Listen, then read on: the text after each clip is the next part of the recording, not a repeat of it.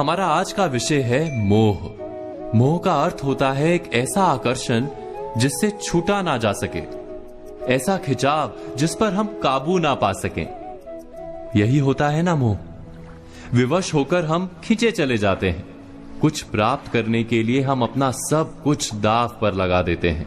वो मोह का पात्र कोई व्यक्ति हो सकता है, सत्ता हो सकती है, संपत्ति हो सकती है, कोई वस्तु हो सकती है, या शराब और जुए जैसा कोई व्यसन हो सकता है। जिस प्रकार लोहा चुंबक से छूट नहीं सकता, वैसे ही हम अपने मोह से छूट नहीं पाते।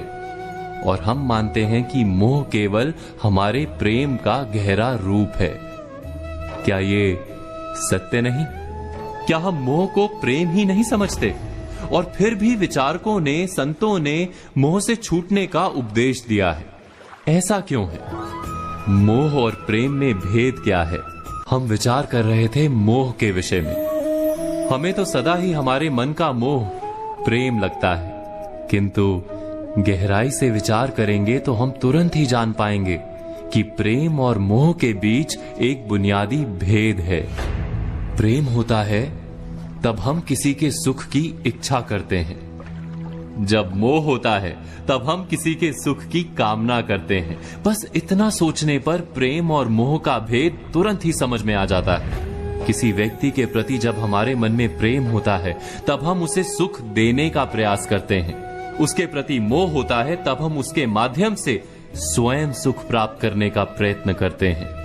क्या ये सत्य नहीं? प्रेम के केंद्र में हम नहीं होते, मोह के केंद्र में केवल हम होते हैं। ये तो व्यक्ति की बात हुई, किंतु किसी वस्तु के प्रति प्रेम और मोह में क्या ऐसा ही भेद होता है? विचार कीजिए। यदि हमें सत्ता और पद के लिए प्रेम है तो हम क्या करेंगे? स्वयं अपने आप को उस सत्ता या पद के लिए योग्य बनाएंगे।